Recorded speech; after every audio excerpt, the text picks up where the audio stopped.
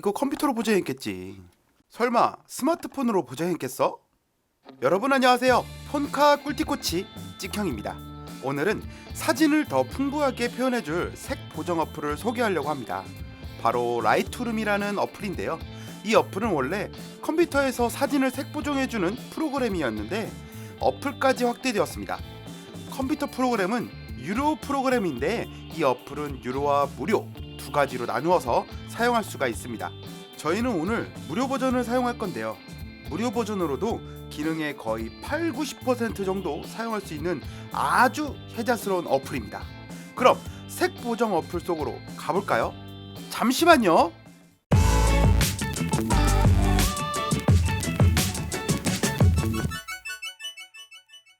자, 먼저 어플을 실행하기에 앞서서 사진을 가지고 와야 되겠죠. 카메라 앨범에서 사진을 공유하기 눌러서 그거를 라이트룸에 추가해 줍니다. 그리고 라이트룸으로 이동을 해서 라이트룸 안쪽에 있는 사진을 선택하면은 보정을 할 수 있게 시작을 하는 이런 창이 나오는데요. 보정을 하기 전에 나는 보정은 하고 싶은데 보정하는 게 귀찮다라고 생각한다면은 지금 보이는 항목을 눌러주면 어플에서 자동으로 보정을 해줍니다. 참고하시면 좋을 듯해요. 자, 우리는 보정법을 알아볼 거니까 자동 보정은 뒤로 하고 보정의 시작은 빛부터입니다. 지금 보이는 항목을 터치하면 빛을 조절하여 사진의 밝기를 조절할 수 있는 창이 하나 나오는데요. 상단 목록부터 차근히 알아볼까요? 노출은 사진의 전체적인 밝기를 조절하는데요. 사진 전체적인 밝기가 위로 올리면 밝아지고 아래로 내리면 어두워집니다. 다음은 대비인데요. 대비는 위로 올리면 사진을 선명하게 해주는 대신 분위기가 세지고 아래로 내리면 사진을 부드럽게 해주는 대신 분위기가 옅어집니다. 그 다음 밝음 영역은 프로그램에서 어느 기준점보다 밝다고 느껴지는 부분을 강조하거나 줄어들게 하는 기능인데요. 자신의 취향에 맞게 위로 올려서 밝게 표현할 것인지 아래로 내려서 어둡게 표현할 것인지를 생각하시면서 사용하시면 될 것 같습니다. 그 다음은 어두운 영역인데요. 어두운 영역은 프로그램에서 어느 기준점보다 어둡다고 느껴지는 부분을 강조하거나 줄어들게 하는 기능인데요. 이 또한 자기 느낌에 맞게 올릴 것인지 내릴 것인지를 선택하면 될 것 같습니다. 자, 그 다음은 흰색 계열인데요. 흰색 계열은 말 그대로 하얀색 부분을 강조하거나 줄어들게 하는 기능입니다. 밝은 영역과는 다른 개념인데요. 밝은 영역이 포괄적이라면 이 흰색 계열은 단순히 흰색 부분의 밝기만 조절해주는 역할을 합니다. 자, 그 다음은 검정 계열인데요. 검정 계열은 말 그대로 검은색 부분을 강조하거나 줄어들게 하는 기능입니다. 이 또한 어두운 영역과는 다른 개념인데요. 어두운 영역이 포괄적이라면 이 검정 계열은 단순히 검정색 부분의 밝기만 조절해주는 역할을 합니다. 자, 그래서 다음으로 넘어가기 전에 사진의 밝기 조절을 해볼 건데요. 일단 사진에서는 어두운 영역을 올려서 도시의 풍경을 살려줍니다. 그리고 밝은 영역을 내려서 구름의 표현이 잘 될 수 있게 해줍니다. 다음은 노출을 올려서 전체적인 밝기를 올려 사진 속 풍경이 잘 보이도록 해줍니다. 이렇게 보니까 흰색 부분이 옅어서 흰색 계열을 올려 강조를 해주고요. 어두운 부분이 아직 더 어두워서 검정 계열을 올려 조금 더 밝게 표현해줍니다.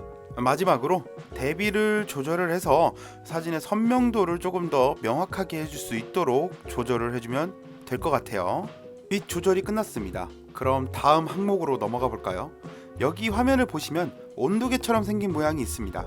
이제부터는 빛이 아닌 색과 관련된 보정인데요. 기초적인 부분과 심화적인 부분이 있는데 우선 기초적인 부분만 알아보도록 하겠습니다. 자, 첫 번째로 나온 것은 색 온도입니다. 색 온도는 즉 화이트 밸런스를 뜻하는데요. 이 우측에 나온 수치가 켈빈 값입니다. 화이트 밸런스에 대한 설명은 우측 상단에 해당 영상으로 갈 수 있게끔 표시해 두었습니다. 이 켈빈 값으로 움직여서 아래로 내려가면 차가운 푸른 계열이 위로 올리면 따뜻한 붉은 계열로서 화이트 밸런스를 조절할 수 있습니다. 다음은 색조인데요. 색조는 화이트 밸런스를 맞출 때 같이 조절해주면 색을 좀 더 강조해주는 역할을 하기에 복잡해서 색조를 맞추지 않는 분들이 계시지만 색조까지 조절해주면 색이 좀 더 풍부해지는 역할을 하니까 연습하시면서 한 번씩 사용해 보시는 것을 추천드립니다. 그 다음은 생동감입니다. 생동감은 사진 전체의 색이 조화롭게 강조되는 역할을 하는데요. 제가 많이 사용하는 항목 중에 하나입니다. 어느 특정 색만 강조되는 게 아니라 정말 조화롭게 전체가 이뻐지게끔 색을 올려주는 역할이라서 너무 좋더라고요. 그 다음은 채도입니다. 보통 색을 강조할 때 쓰는 항목인데요. 생동감과 같으면서 다른 점은 전체적인 색을 조화롭게 강조하는 게 아니라 오로지 색이 있는 곳을 강조하는 느낌이라서 자연스럽지 못한 색을 연출하지만 생동감과 같이 적절하게 사용한다면 생동감을 도와주는 역할을 톡톡히 하니까 이것도 알아두시면 좋을 것 같습니다. 자, 색 조절이 끝났습니다. 다음은 사진의 화질과 연관된 항목인데요. 맨 첫 번째 텍스처는 사진의 질감을 바꾸는 것입니다. 아래로 내리면 질감이 부드러워지고 올리면 질감이 거칠어집니다. 다음은 명료도입니다. 명료도는 텍스처와 비슷하지만 다른 개념으로서 화질을 바꾸는데요. 텍스처는 화면의 질감을 강조하는 것이고 명료도는 화면의 빛의 부분 대비를 강조하는 것인데요. 거의 우리 눈으로 보기에는 텍스처와 명료도가 비슷하니까 둘 중에 어떤 것을 강조해도 상관은 없습니다. 다음은 디에이지입니다. 디에이지는 빛이나 질감이 아닌 색의 대비를 강조하는 것인데요. 색을 더 강조할 것인지 아니면 연하게 할 것인지를 조절할 수 있는 항목입니다. 다음은 비네팅입니다. 사진 주위로 검은색 또는 하얀색의 그림자가 생기면서 사진을 좀 더 집중되도록 강조하는 역할을 합니다. 비네팅을 올리거나 내리면 아래 항목, 즉 중간점, 패더, 원형률이 활성화되는데요. 이 항목들은 비네팅 효과를 도와주는 항목으로 첫 번째, 중간점은 비네팅의 넓이를 설정합니다. 두 번째, 패더는 비네팅을 부드럽게 할 것인지 아니면 두껍게 할 것인지를 설정합니다. 마지막으로 원형률은 비네팅을 액자식으로 할 것인지 아니면 아주 동그란 원형으로서 비네팅을 설정할 것인지를 설정합니다. 다음은 그레인 수입니다. 그레이는 사진 화면의 질감을 추가하는 것인데요. 흔히 말하는 노이즈를 일부러 입히는 것이라고 생각하면 될 것 같습니다. 보통 필름 효과를 낼 때 주로 사용하는데요.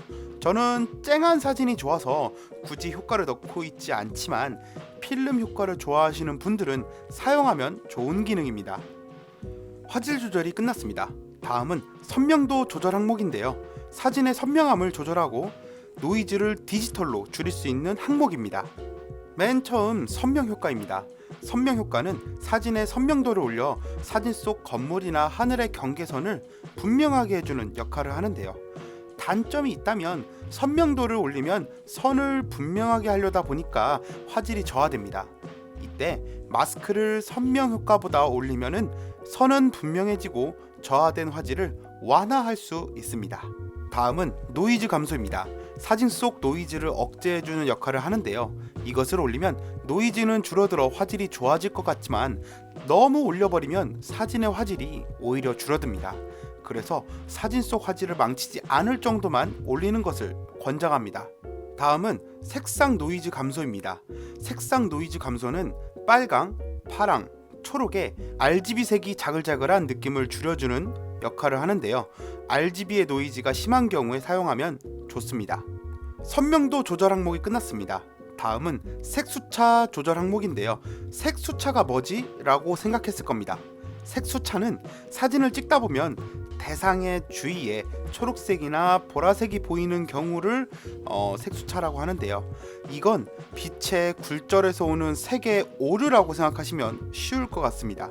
그래서 이 색수차 항목을 체크하면 그러한 색수차가 줄어들게 되니까 체크를 해주시는 것을 권장합니다. 자, 색수차 설정이 끝났습니다. 이제 마지막 단계인데요.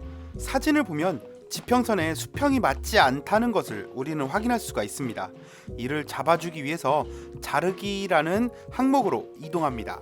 자르기 항목으로 이동하면 여러 가지 효과들이 있는데요. 그 중에 수평계처럼 생긴 이 효과를 터치하면 사진이 자동으로 수평이 맞게 잘라줍니다. 그 다음 화면 비율을 설정하는 효과인데요. 풍경 사진은 16:9 화면 비율이 이쁘죠. 그래서 효과 중에 이렇게 생긴 효과를 눌러주면 화면 비율을 설정할 수 있는 항목이 나오는데요. 이를 적절하게 설정해 줍니다. 그 다음에 화면 속 내가 강조하고 싶은 곳을 더 많은 비율이 차지하도록 조정해 주면 사진 보정은 끝이 납니다. 자, 이렇게 사진 보정의 기초적인 부분을 알아가면서 라이트룸을 살펴보았는데요. 어느새 이렇게 칙칙했던 사진이 멋지게 바뀌었습니다. 비교를 해보면 보정하고 안하고의 차이가 크다는 것을 알 수 있는데요. 아직 감이 잘 안 오실 거라고 생각합니다. 저도 그랬거든요. 그런데 이 어플에서는 이러한 보정 초보자들을 위한 혜택이 많습니다. 화면에서 뒤로 가기를 누르고 라이브러리에서 하단에 학습이라고 되어 있는 항목이 있는데요. 이 항목으로 들어가면 초보자들을 위한 보정 학습이 초급부터 고급자까지 있습니다. 이걸로 연습 조금 하신다면은 누구나 멋지게 사진 보정을 할 수 있으니까요. 꼭 한번 도전해 보시길 바라면서 오늘 이 영상이 마음에 드셨다면은 구독과 좋아요 꾹 눌러주세요. 제가 영상을 만드는 데 큰 동기부여가 됩니다. 저는 폰카 꿀팁 코치 찍형이었습니다. 그럼 안녕.